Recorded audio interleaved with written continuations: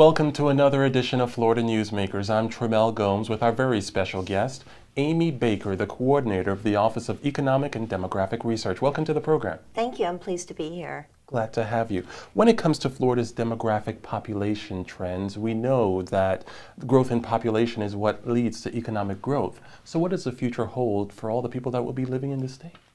We're getting ready to see some pretty big changes. We had really strong growth all the way through the 70s to probably the late 90s, where we saw growth of about 3% a year or more. And when we go forward, it's going to be downshifting just a little bit to about 1.4% per year. It is still going to be very strong growth, probably twice the size of the nation as a whole.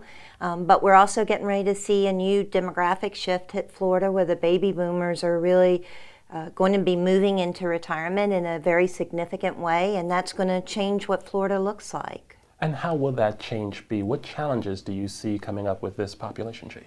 Well, Florida's obviously used to being a growing state. We've added population every year, even during the Great Recession. But what's a little bit new to us is, even though we've always had a significant percentage of our population that were seniors, that's going to become much, much more intense as we move forward. We have the first year of the baby boomers in 2011 that started entering retirement in a significant way, and that's going to continue for the next 18 to 19 years. So as they age and become a greater percentage of our total population, the needs and issues of the state are going to shift for the first time. So your office looks into other research, and one that you recently completed looked at the impact of medical marijuana in the state. And your research concluded that the cost of a state is undetermined. Why was that the case? Well, the Florida Constitution and the statutes set up a process where we have a very limited mission. It creates an estimating conference that EDR helps support, and then I'm on the estimating conference. And basically it limits us to looking at just the impact on state and local government budgets and their revenues. So our research usually has us call in all the agencies that will be affected. In this case, we actually had 11 different agencies we brought in and talked to, and then also receive feedback from the Association of Counties, League of Cities, sheriffs, police chiefs, everyone we could think of. And most all of us turned to the other states that passed it to look and see what happened there.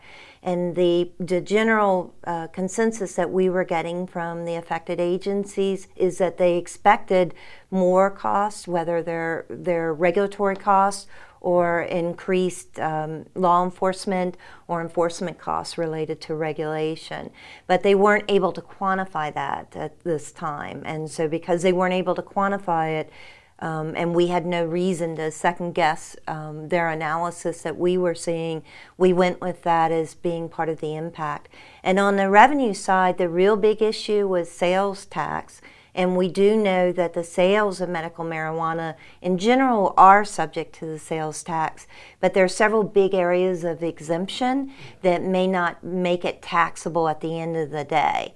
And those areas, we knew one was going to say that it was exempt for sure, and that's if you have a grower or a cultivator, somebody on the agricultural side, who also ends up selling to the end user. If there's no middleman in place, then that is going to be an exempt activity.